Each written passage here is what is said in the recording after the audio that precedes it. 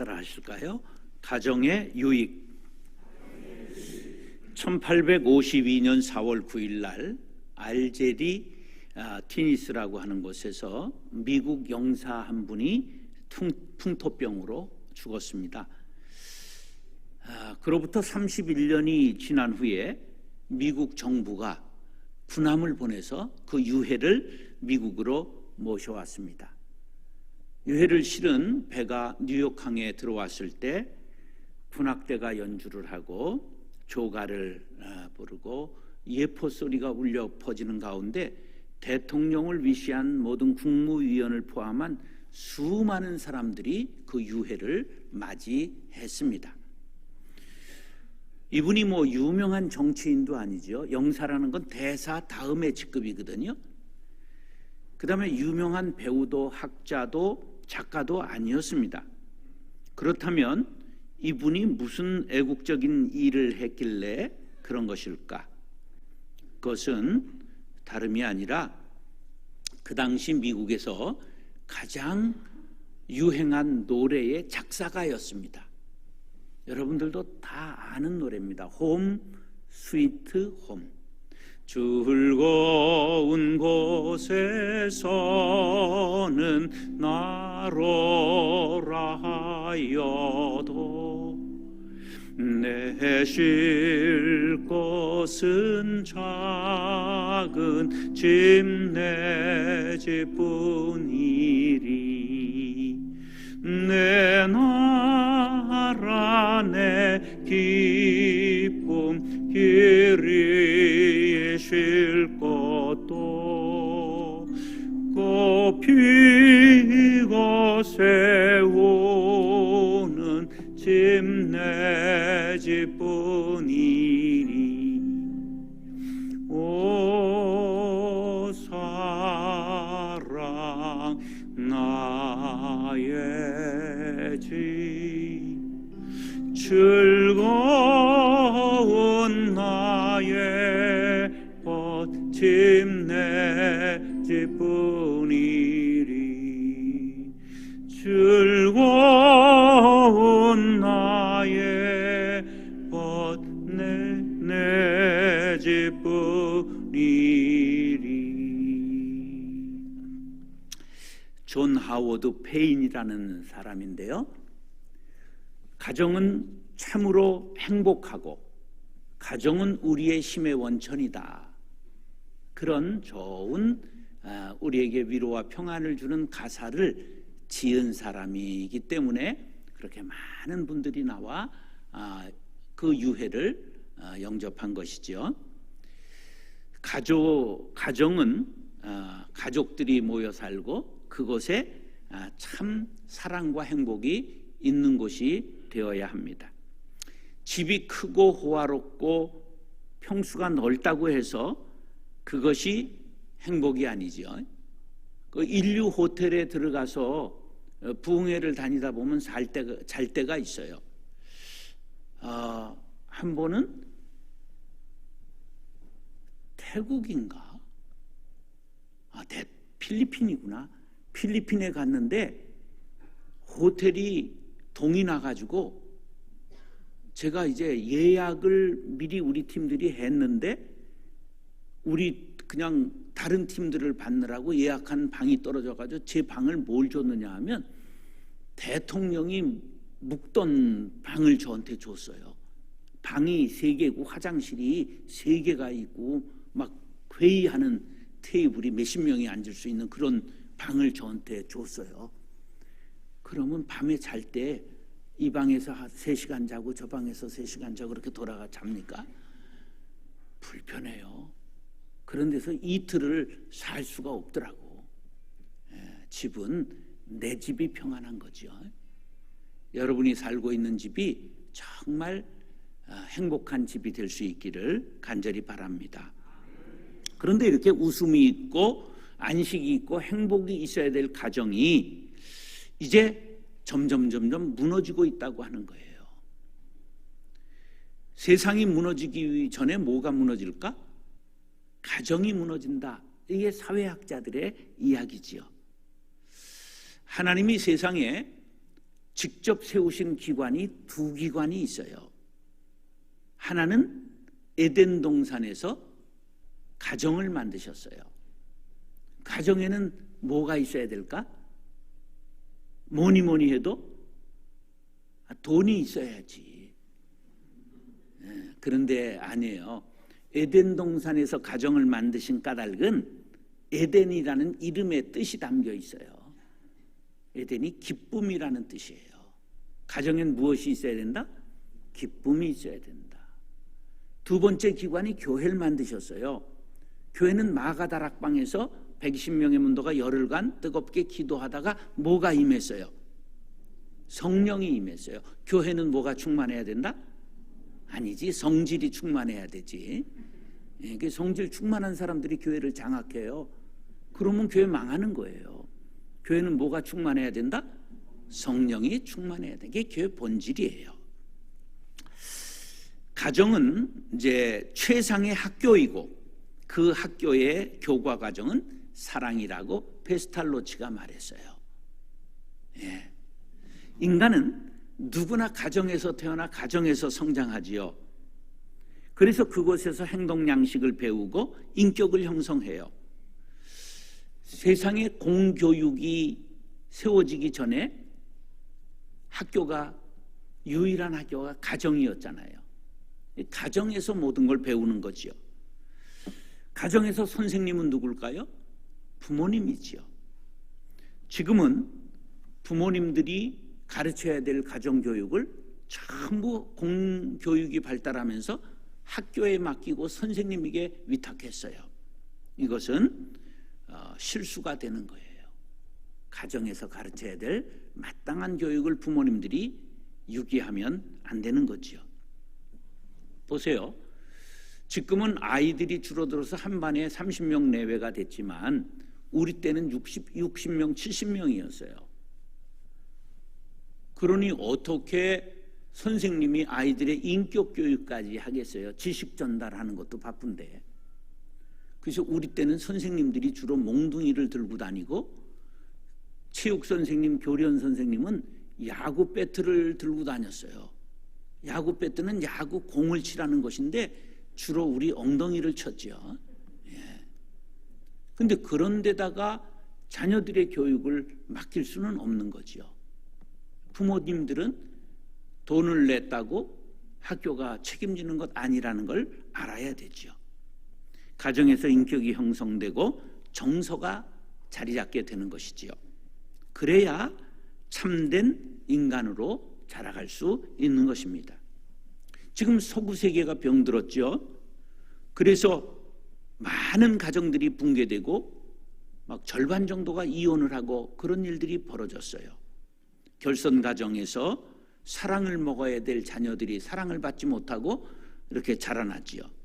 그래 어린 시절, 청소년 시절에 사랑에 굶주린 아이들이 사랑 대신에 마약을 채우게 되고 그래서 심령이 무너져 내리고 있지요.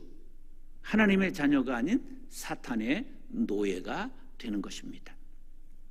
이렇게 비뚤어지고 꼬부라진 인격을 가진 비정상적인 인간이 많아지는 사회는 병든 사회가 되는 것입니다.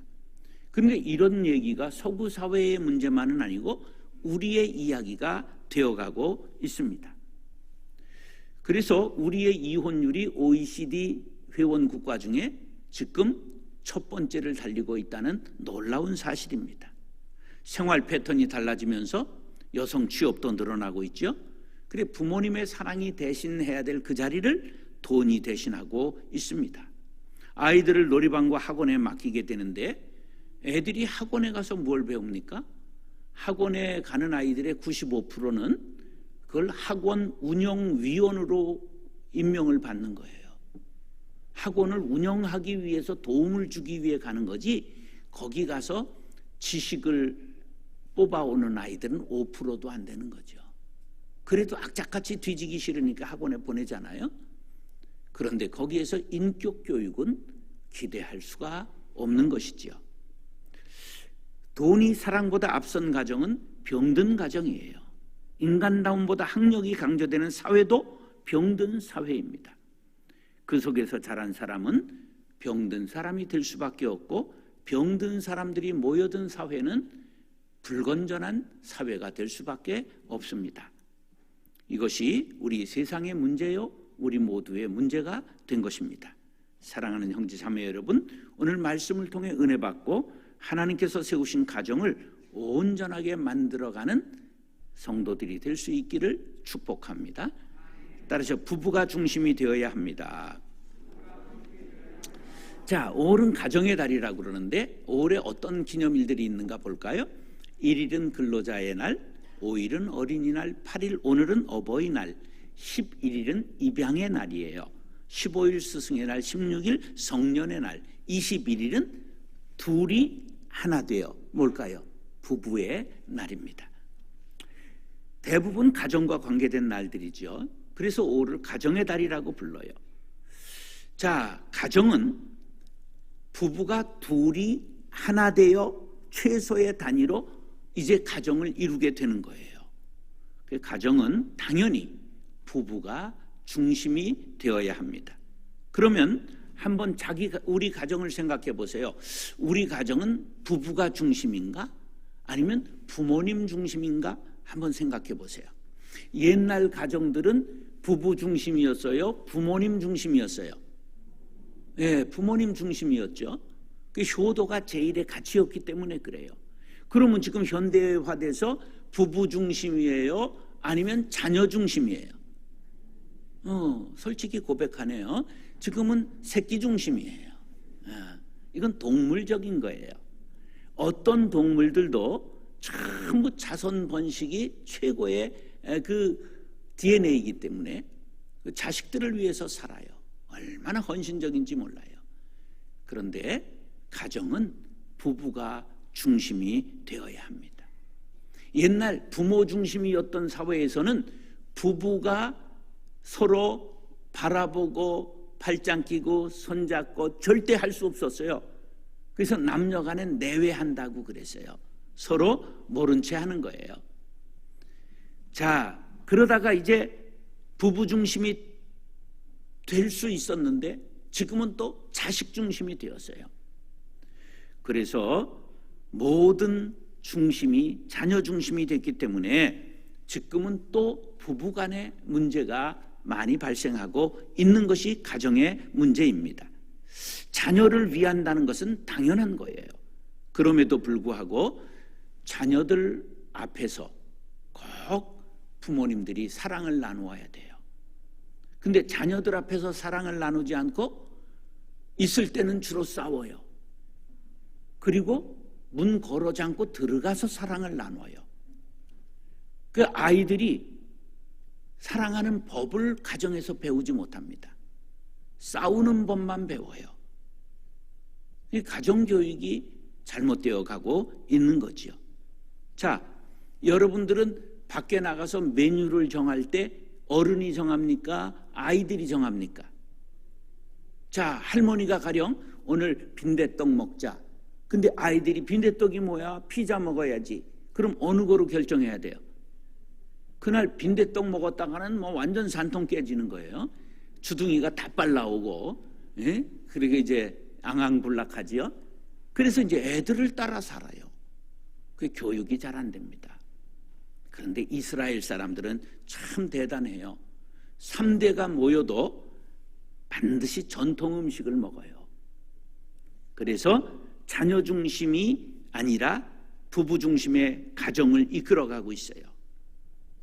그래서 이스라엘이 아주 강한 나라가 되는 거지요. 아내들도 자녀를 낳으면 암컷의 본능은 전부 자녀에게 쏟게 되어 있습니다. 그래도 의지적으로 남편 소외를 시키면 안 됩니다. 반드시 남편을 존중해야 됩니다. 아내들이요, 자녀에게 향했던 기술을 남편에게로 돌리시기 바랍니다.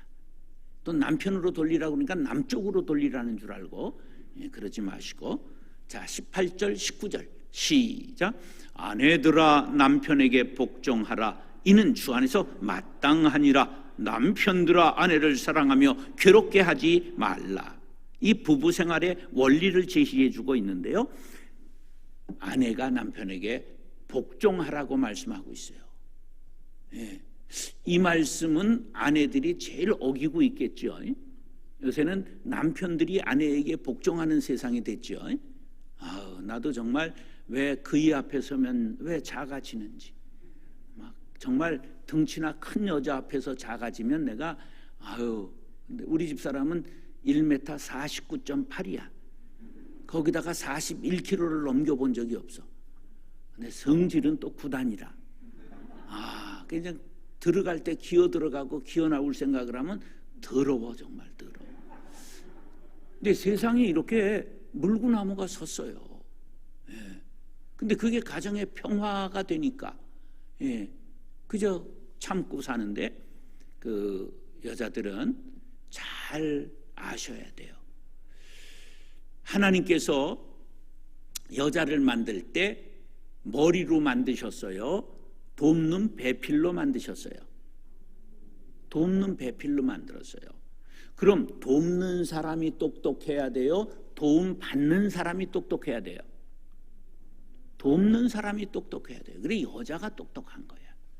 여자가 10% 작고 10% 오래 살고 10% 똑똑하다고 보면 돼요. 10%가 뭐예요? 100% 똑똑하지. 자, 보세요. 하나님이 여자를 얼마나 편애하는가. 남자는 뭐로 만들었어요? 흙으로 만들었어요. 여자는 뭐로 만들었어요? 뼈로 만들었어요. 그래, 본 차이나가 되는 거야. 값도 나가고. 자, 남자는 흙으로 만들었는데 몇 번 구워요? 한 번 구워요. 초벌구이라고 그래요. 600도 정도에 구워요. 그럼 여자는 2번 구워요. 그래서 2번째 구울 때는 1300도로 굽기 때문에 땀을 뚝뚝뚝뚝 흘리고, 왜 나만 겪는 고난이냐고. 그냥 여기도 보면 저 우울증 걸렸구나, 저거 갱년기 증상이 있구나, 딱 보면 알아요. 눈꼬리가 딱 처지고 성질은 올라가고 막 그래요. 그런데 그거 끝나보세요. 그러면 힘이 불끈 솟구치고 그래요. 조금만 기다려보세요. 남편 정도 때려잡는 건 문제가 아니고요. 5명 모이면 지하철 같은 거 점령하고 7명만 타면 비행기를 납치할 수 있는 놀라운 수준으로. 그래서 여자가 갱년기만 잘 맞추면 던져도 깨지지 않는 코렐이 되는 거야. 하나님이 여자를 편애하기 때문에 그래. 집이들이 남자보다 제품이 좋고 똑똑하기 때문에 남편을 돕는 배필로 지은 거예요. 그래서 성경은 복종하라고 말하는 거예요.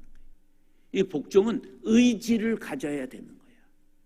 불종은 종이 하는 거고, 복종은 의지를 가지고 똑똑한 사람이 퍽서그레 한 사람한테 하는 거예요. 여자들이요, 아내들아 남편에게 복종하라. 이는 주 안에서 마땅하니라. 예수 믿는 사람들은 마땅히 해야 될 도리인 것을 기억하시기 바랍니다. 그래서 남편에게는 아내를 사랑하라고 말씀하고 있어요. 아내의 윤리가 복종과 섬김이라면 남편의 윤리는 사랑과 자비입니다. 반드시 남자의 권위는 힘으로 하는 것이 아니라 사랑 안에서만 행해야 합니다.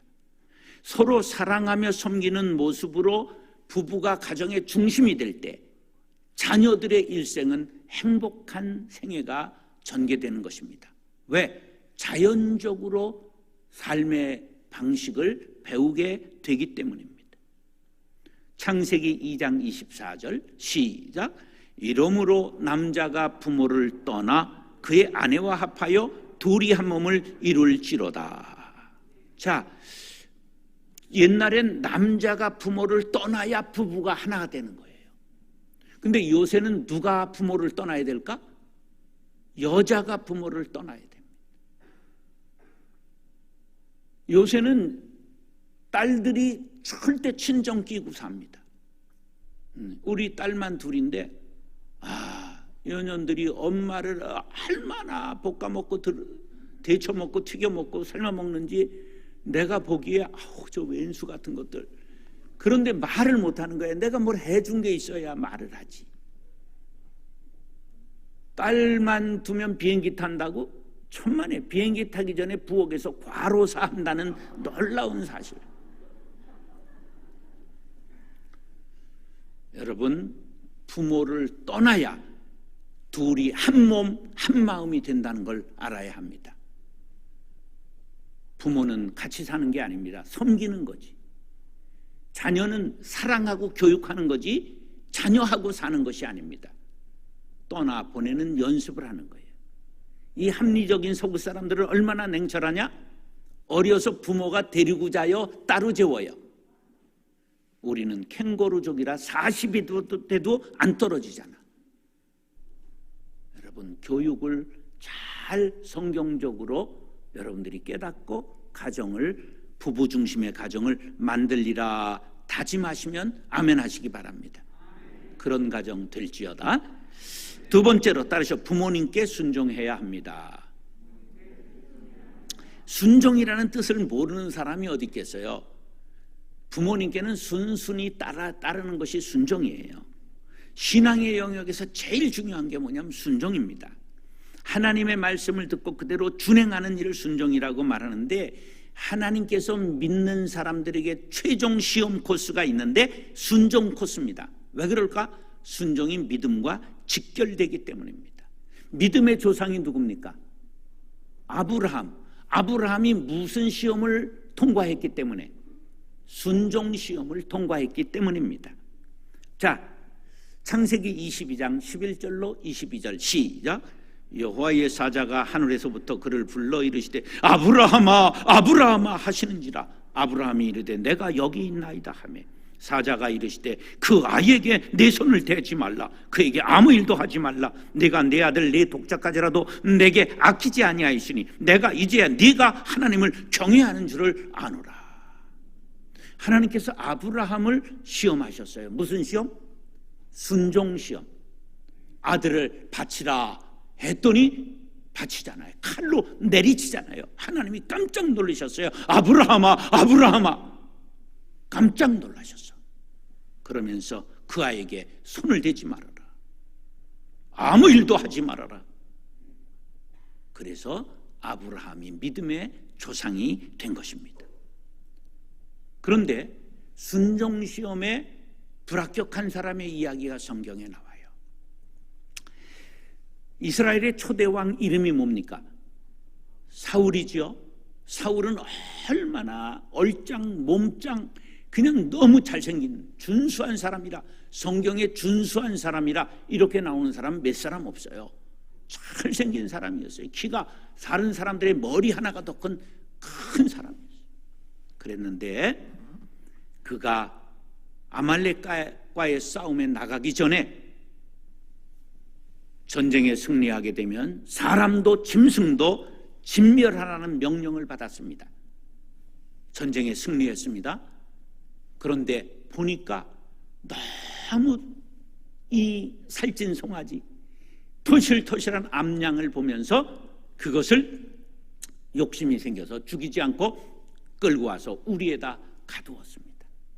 그때 사무엘이 와서 야단을 치면서 한 말이 유명한 사무엘상 15장 22절 시작. 사무엘이 이르되 여호와께서 번제와 다른 제사를 그의 목소리를 청종하는 것을 좋아하신 같이 좋아하시겠나이까? 순종이 제사보다 낫고 듣는 것이 수장의 기름보다 나으니.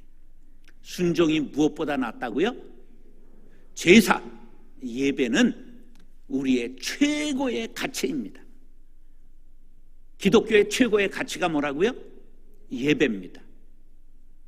코로나로 인하여 예배가 막히게 되었을 때도 그냥 사모하면서 온라인 예배로 적극적으로 참석한 사람들은 믿음이 떨어지지 아니했지만, 그때에 그것을 등한히 한 사람들은 지금도 귀환하라는 명령이 내렸음에도 불구하고 귀환하지 않은 사람들이 교회의 20% 30%가 된다는 놀라운 사실입니다.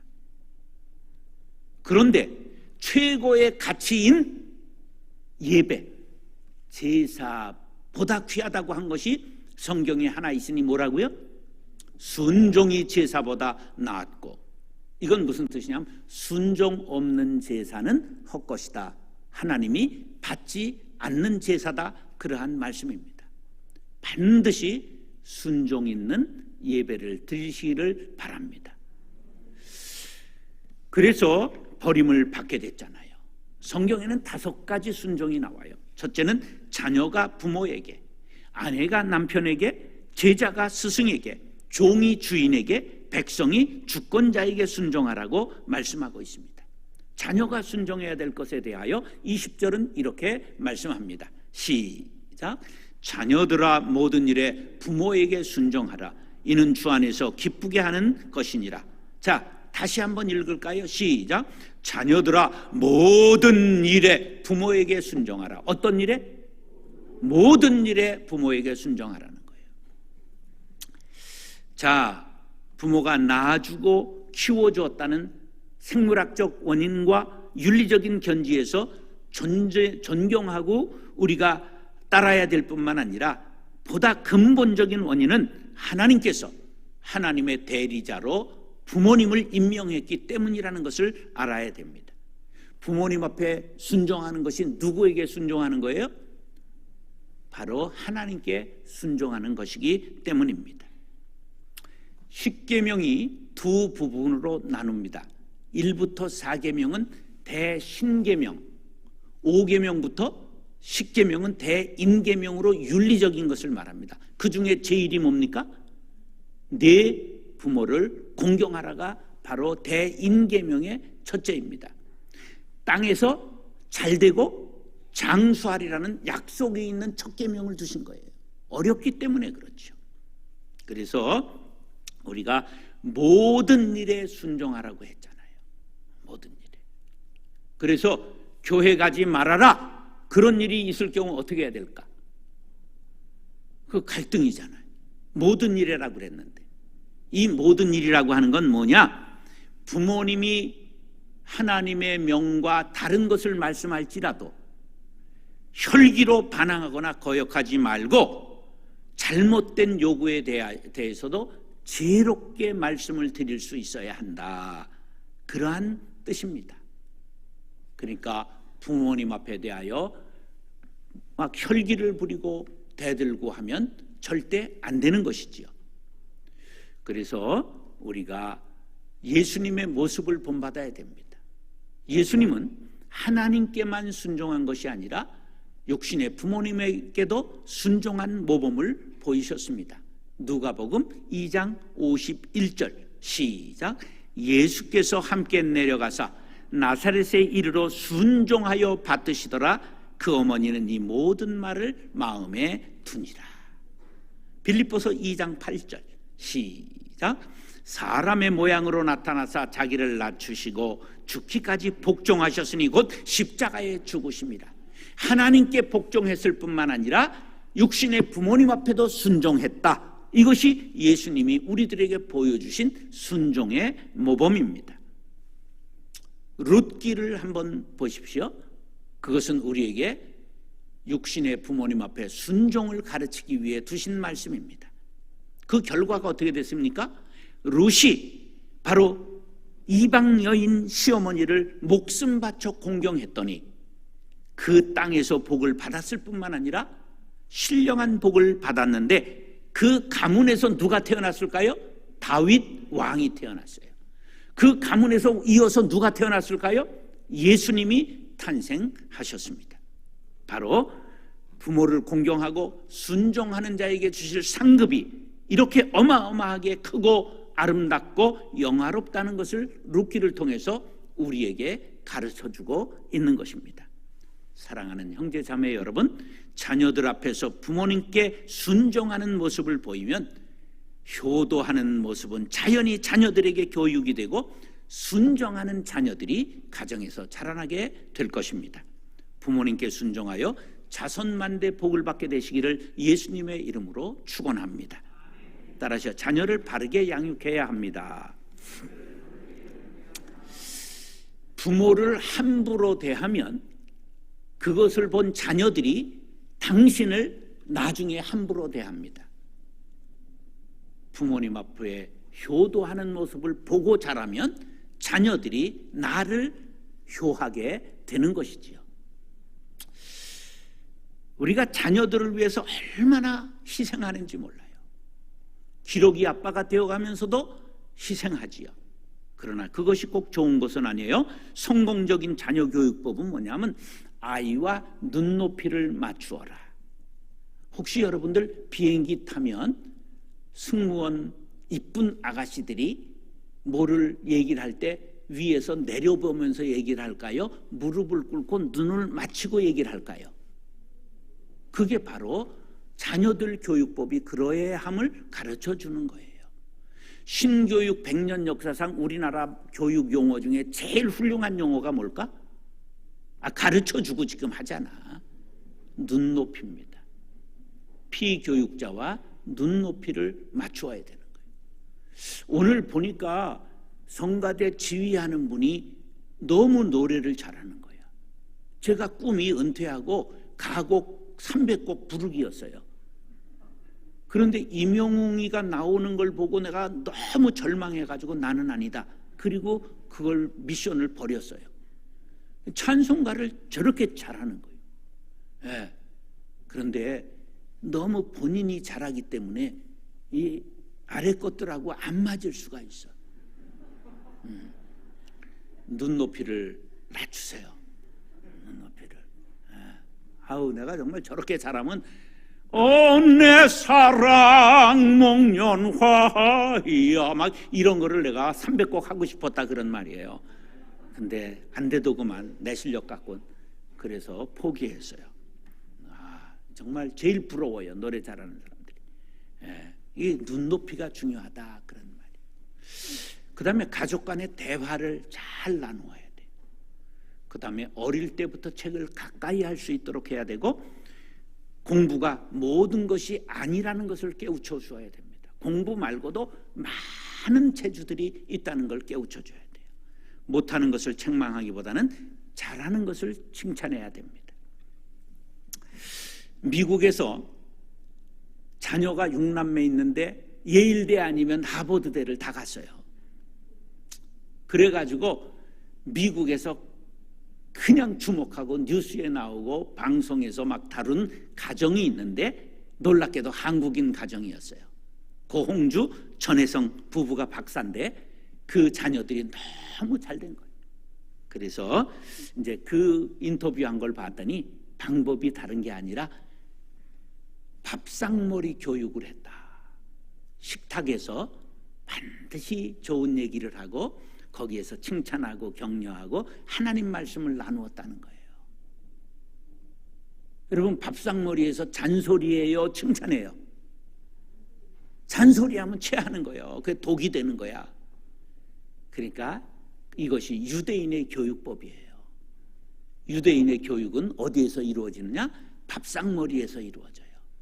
그리고 침대머리 교육. 반드시 어머니가 팔베개하고 성경 이야기를 들려주고 가문의 이야기를 들려주고 그래서 그 이스라엘의 교육이 훌륭하게 유대인의 교육, 세계 제일의 교육이 되는 것입니다. 골로새서 3장 21절 시작. 아비들아 너희 자녀를 노엽게 하지 말지니 낙심할까 함이라. 노엽게 하다. 에레디조라고 하는 말은 흥분시키다, 자극하다 그런 말이에요. 어렸을 때 아이들의 마음에 상처를 주지 말라는 거예요. 자, 내가 하나 매를 맞을 만큼 잘못했는데 10대를 때렸어. 그럼 그 9대가 어디로 갈까요? 옛날 어른들은 살로 간다고 그랬어요. 급살 맞는다 그런 말이에요. 아주 나쁜 화살 맞고 나쁘게 되는 거예요. 그런데 그게 어디로 가느냐?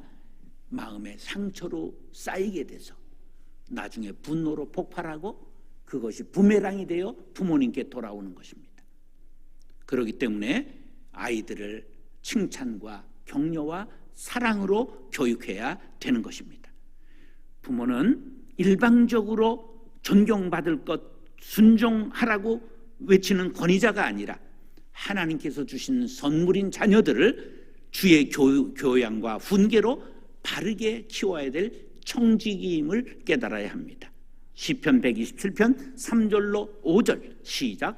보라, 자식들은 여호와의 기업이요 태의 열매는 그의 상급이로다. 젊은 자의 자식은 장사의 수중에 화살 같으니 이것이 그의 화살통에 가득한 자는 복되도다. 그들이 성문에서 그들의 원수와 담판할 때에 수치를 당하지 아니하리로다. 기업, 상급, 화살로 표현하고 있잖아요. 자녀는 너무 귀한 거예요. 그런데 우리가 지금 너무 자녀를 낳지 않아서 재앙이 되고 있습니다. 여러분들 힘써서 자녀를 낳고 길러야 합니다. 그리고 하나님이 그 자녀에게 주신 은사를 바라봐야 합니다. 내가 못한 것을 자녀에게 하라고 강요하는 부모가 아니라 하나님이 얘를 무엇을 주셨을까를 찾아야 합니다. 그걸 은사 중심적 교육이라고 말합니다. 그래서 화살이 나왔잖아요. 화살은 쏴야 되는 거예요. 바로 표적에 맞춰야 되는 거예요. 표적을 벗어난 것을 하마르티아, 죄라고 말하는 거예요. 그래서 관역에 자녀들을 맞춰야 됩니다. 하나님이 주신 은사를 따라 자녀를 길러야 된다는 말입니다. 그래서 그 은사를 따라 갈 수 있도록 안내하는 것, 그것이 부모의 역할입니다. 자녀는 내 것이 아니라 하나님이 주신 기업이요 하나님이 주신 상급이기 때문입니다. 화살은 전통에만 갖고 있어야 돼요? 목표를 맞춰야 돼요? 그러기 위해서는 떠나보내야 됩니다. 바로 자녀들은 떠나보내야 되는데 표적에 맞도록 떠나보내야 됩니다. 그걸 표적을 맞춘 화살을 관중이요 관통했다 그런 거예요. 그렇게 외치는 것처럼 자녀들이 하나님께 주신 은사를 따라 하나님의 목적을 따라 맞출 수 있도록 자녀를 떠나보내야 됩니다. 내가 붙잡고 있어서는 안 됩니다. 그들이 하나님의 목적에 따라 갈 수 있도록 길을 안내하는 것이 부모의 역할입니다.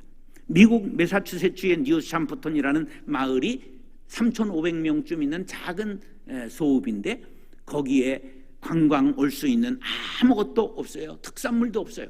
그런데 매해 큰 관광객들이 몰려옵니다.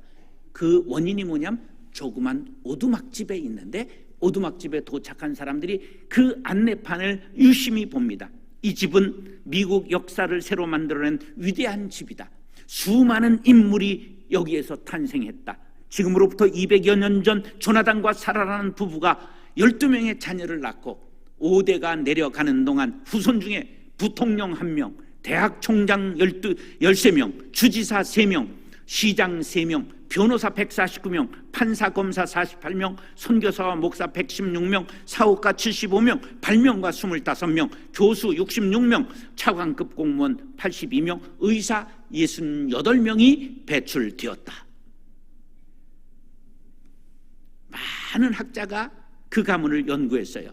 조나단과 사라는 오두막집에서 가난했지만 자녀들에게 아름다운 신앙을 물려주었어요.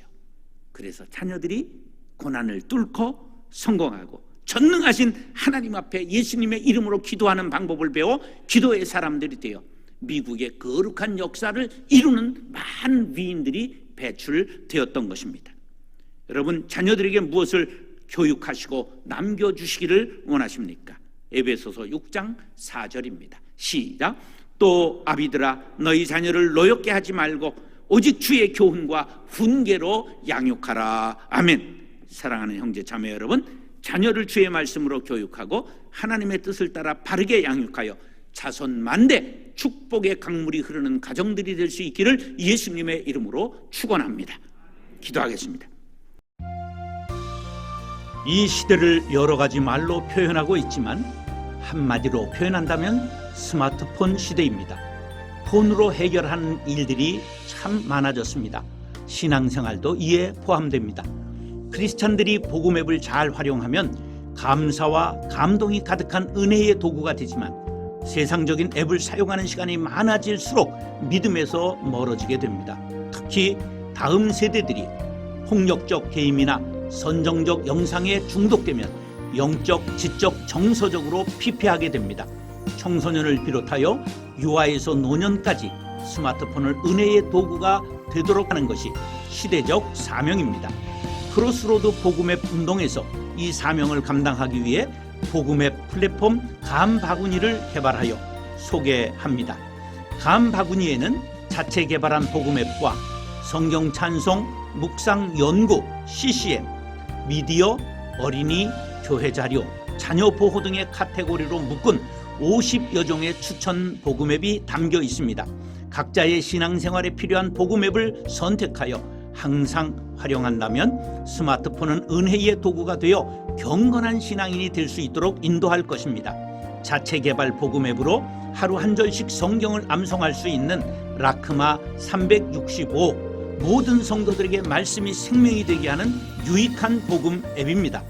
다음 세대를 위한 복음 앱으로는 성경 66권의 목록을 노래와 함께 암송할 수 있는 성경 목록 게임, 산상수훈의 성경 게임 8복, 성령의 9가지 열매를 게임으로 만든 카르포스, 말씀을 읽고 면류관을 획득하는 성경 면류관 게임, 말씀을 읽고 단어를 연결해가는 성경 십자말 게임, 성경 단어로 핸드폰의 자판을 게임으로 익히는 성경 엄지족 성경 퍼즐 게임, 성경 12장을 통째로 암송할 수 있도록 그림으로 표현하고 한글, 영어, 일본어, 중국어로 텍스트와 함께 음원을 듣고 그림을 맞춰가면서 성경을 암송하는 게임으로 유아에서 노년까지 두뇌 개발에 활용할 수 있는 앱입니다. 개발된 모든 앱에는 공유 기능이 있습니다. 주변의 성도들에게 많이 알려서 은혜의 도구로 사용할 수 있게 합시다. 복음앱 운동에서는 계속해서 유아에서 노년까지 신앙생활에 유익한 복음앱을 개발하여 보급할 것입니다. 성도 여러분들의 동참을 바랍니다.